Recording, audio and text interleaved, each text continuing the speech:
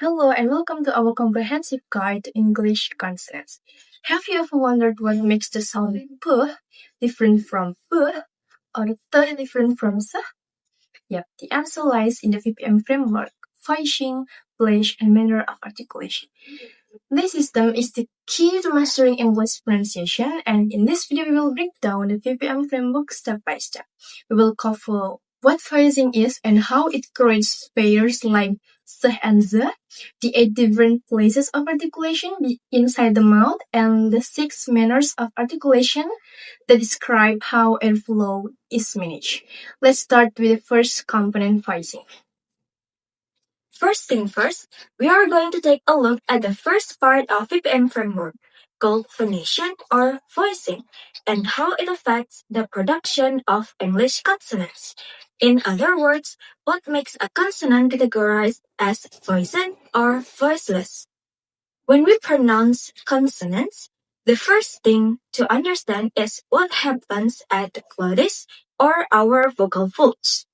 If the vocal folds are wide open, air flows out quickly and smoothly. There is no vibration, and this creates voiceless consonants. But when the vocal folds are slightly narrowed, the passing air causes them to vibrate. This vibration is called voicing, and it produces voiced consonants as well as all vowels.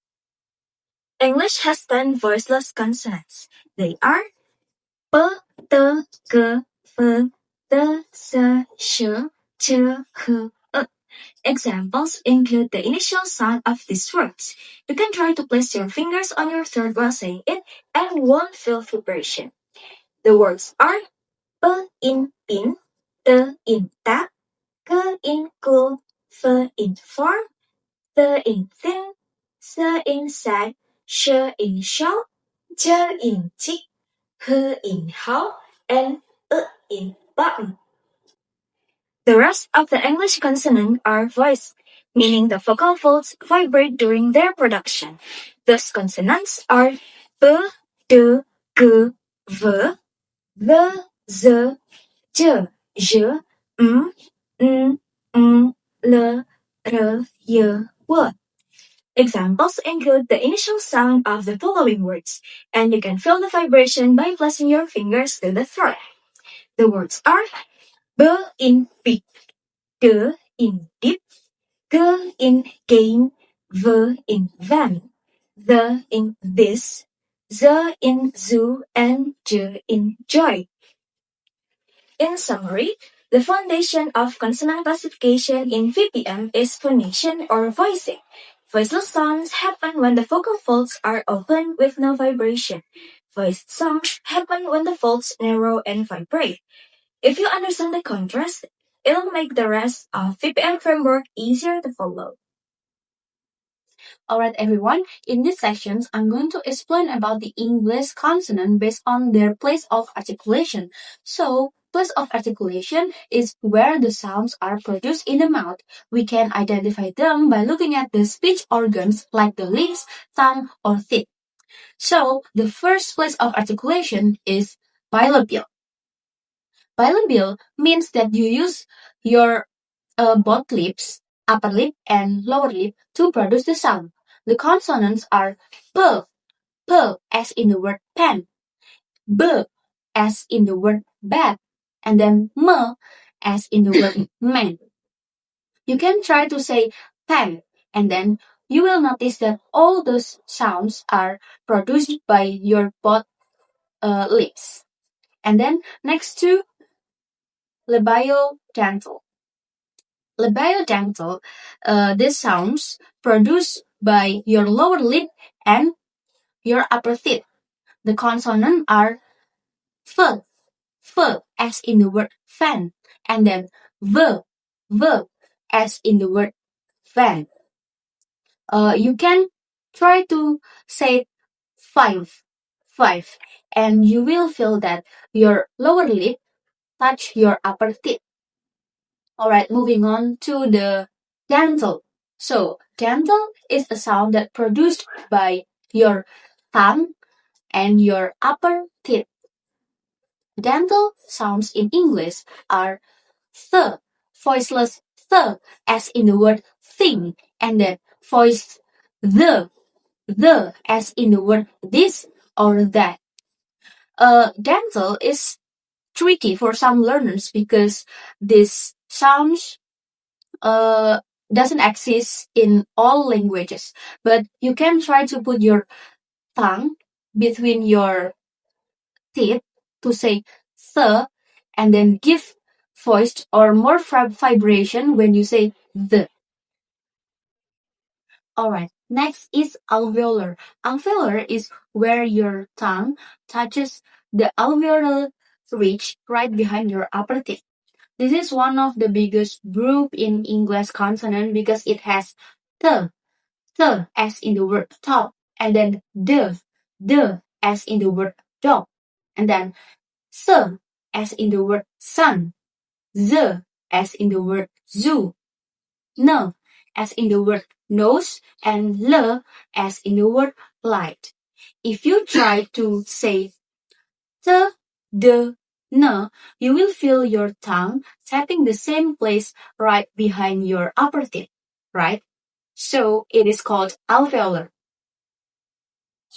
Okay, the next is post-alveolar.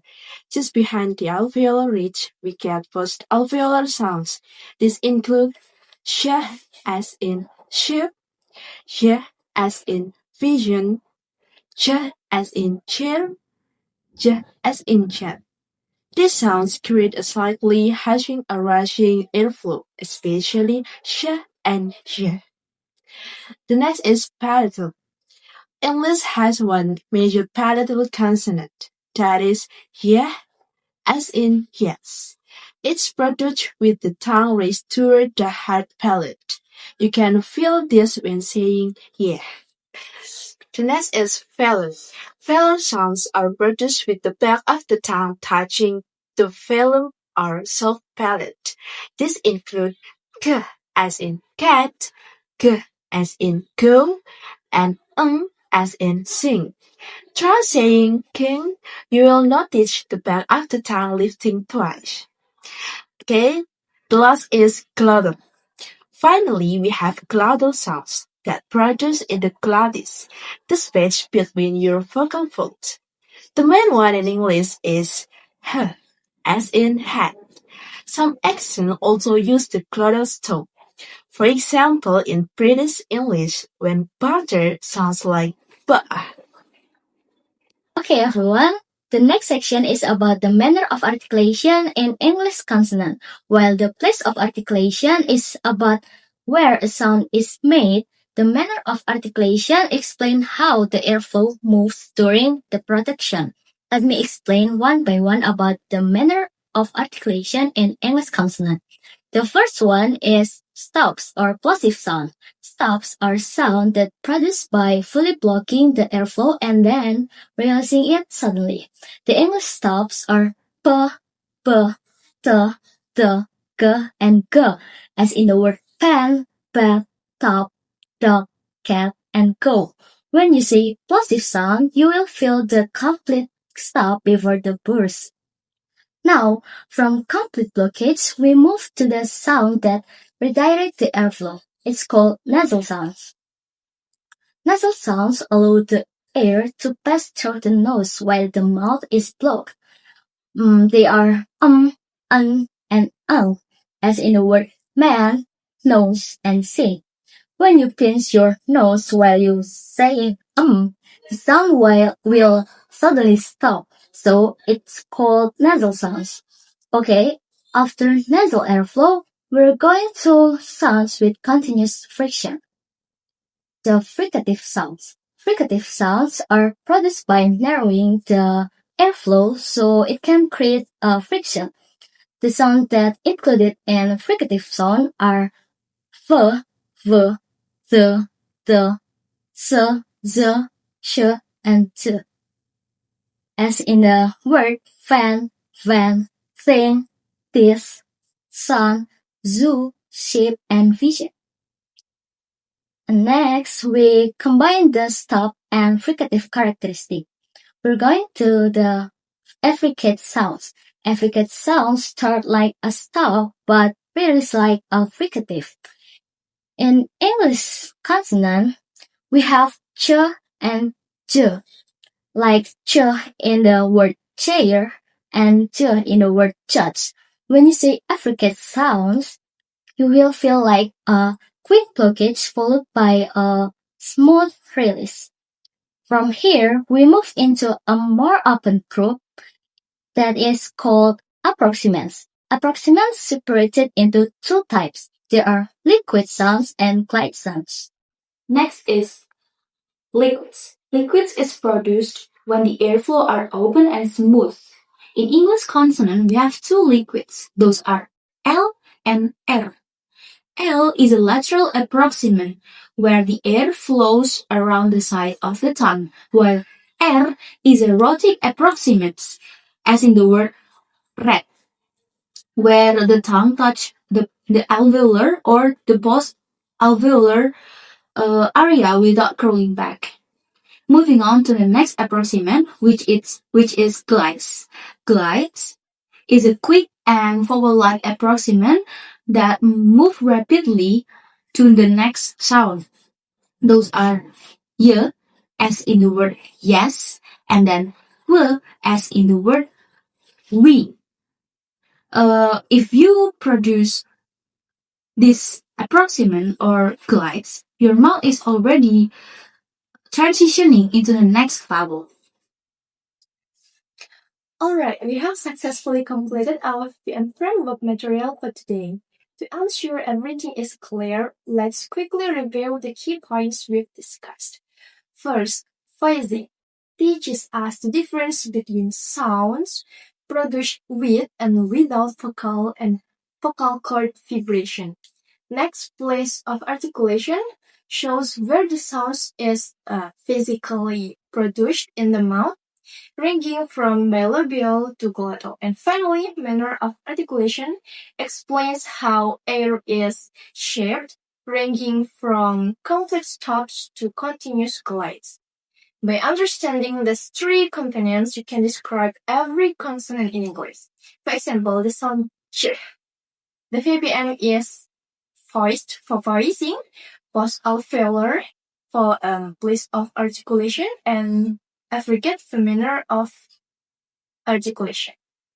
Okay, so that's all from us. We hope this guide helps you feel more confident in your English pronunciation and phonetic understanding. Goodbye and see you!